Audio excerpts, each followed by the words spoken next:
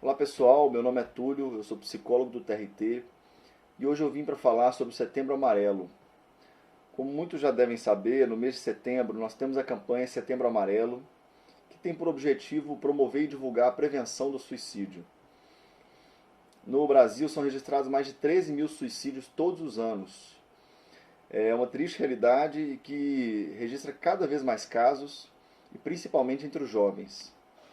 De modo geral, a gente pode definir o suicídio como um ato deliberado, realizado pelo indivíduo de forma consciente, cuja intenção seja a própria morte, mesmo que ambivalente, usando um meio que ele acredita ser letal.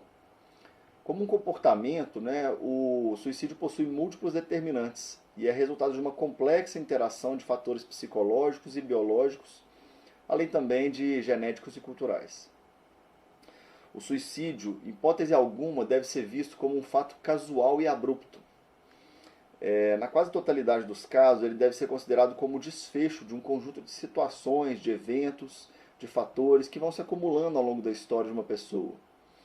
É por isso o ato final, ele é a consequência última, de uma sucessão de fatos.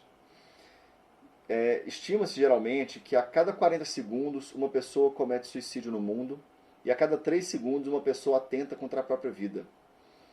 Dados da OMS mostram que o Brasil é o 8º país do mundo em números absolutos de suicídios consumados. No país, 17% das pessoas já pensaram em se matar em algum momento da vida. Entre os jovens, as taxas de suicídio têm aumentado, se configurando como uma das principais causas de morte. Em virtude do estigma que o suicídio carrega, os dados estatísticos sobre ele são subnotificados, o que acaba por distorcer uma realidade preocupante. Acredita-se que cerca de 1 milhão de pessoas morrem anualmente por suicídio, o que levou a OMS a considerar o suicídio como uma epidemia silenciosa. Em função desse quadro alarmante, é que o suicídio deve ser considerado uma questão de saúde pública. Embora não exista uma única explicação para a morte voluntária, dado o caráter multifatorial do fenômeno, estudos de suicidologia, que é o campo de estudo que estuda o fenômeno do suicídio, indicam que 90% dos casos podem ser evitados. Porém, devido ao estigma e ao tabu em relação ao tema, muitos sentem que não podem ou não devem pedir ajuda. Além disso, muitas pessoas sentem receio e consideram que não sabem como prestar ajuda a alguém que está em risco de suicídio. Um dos caminhos para a prevenção do suicídio é justamente a atenção aos sinais e comportamentos das pessoas em sofrimento psíquico, e também a ampliação de informações sobre a temática da saúde mental. Se você suspeita que alguém que convive com você apresenta algum risco, atente-se a sinais como comportamento retraído, inabilidade para se relacionar com a família e amigos, doença psiquiátrica, alcoolismo, ansiedade ou pânico, odiar-se, sentimento de culpa, de se sentir sem valor ou com vergonha, uma perda recente e importante, do tipo morte, divórcio, separação, também sentimento de solidão, impotência, desesperança, também cartas de despedida, doença física, a menção repetida de morte ou suicídio. Então, a partir disso, quais os principais fatores de risco para o suicídio? Acho que tem dois principais. O primeiro seria a tentativa prévia de suicídio. Pacientes que tentaram suicídio previamente têm de 5 a 6 vezes mais chances de tentar suicídio novamente. E o segundo fator de risco seria a presença de algum transtorno mental. Quase todos os suicidas tinham uma doença mental, muitas vezes não diagnosticada, frequentemente não tratada ou não tratada de forma adequada.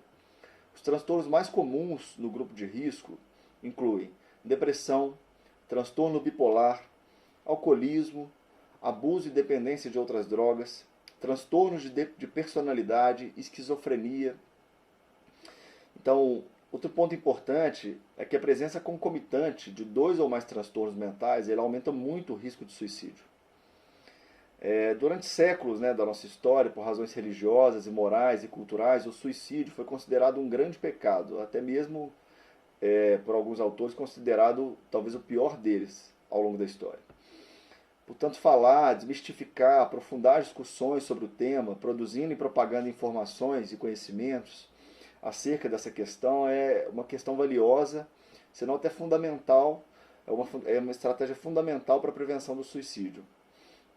Então, acho que é importante falar também o que não fazer diante do risco do suicídio. Muito se fala sobre o que fazer para prevenir o suicídio, mas há também algumas indicações do que não fazer. Primeiro ponto, interromper muito frequentemente. A interrupção frequente da fala de alguém em risco iminente de suicídio produz a sensação de que a fala dessa pessoa não possui importância para o outro e leva a uma maior sensação de constrangimento e embaraço, né, na expressão do que essa pessoa está sentindo. O segundo ponto é ficar chocado ou muito emocionado. Tentar demonstrar alguma naturalidade na hora de escutar a pessoa com intenções suicidas é importante para não inibir a fala da pessoa a respeito do seu próprio sofrimento. O terceiro ponto é dizer que você está ocupado. Isso tende apenas a reforçar a ideia de que a pessoa, o que ela sente e diz, não possui valor, né? Quarto ponto, tratar a pessoa de maneira que o coloque numa posição de inferioridade. É fundamental que a escuta se dê de maneira horizontal, de modo que você escute o sofrimento do outro de igual para igual. Outro ponto que não é interessante fazer em casos de risco de suicídio é fazer comentários invasivos e pouco claros. Por mais estranho e confuso que pareçam os pensamentos e sentimentos da pessoa naquele momento, é preciso haver um esforço de respeito na hora de escutar o seu sofrimento. E um outro ponto também é fazer perguntas indiscretas. Procure respeitar o timing da pessoa, sem forçá-la a dizer coisas que ela não quer dizer.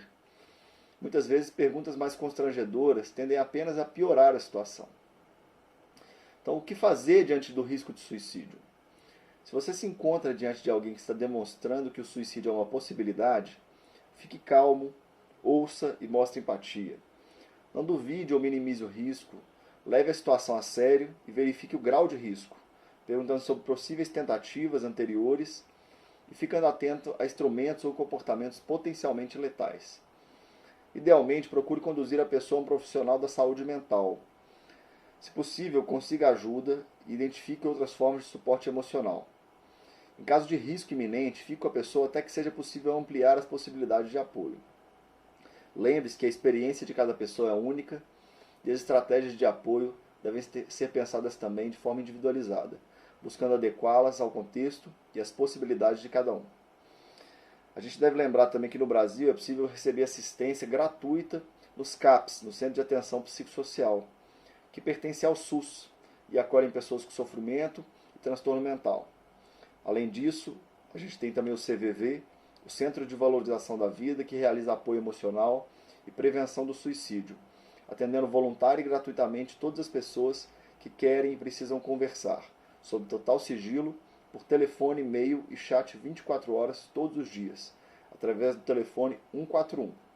E ainda no âmbito do tribunal, há sempre a possibilidade de atendimento psicológico.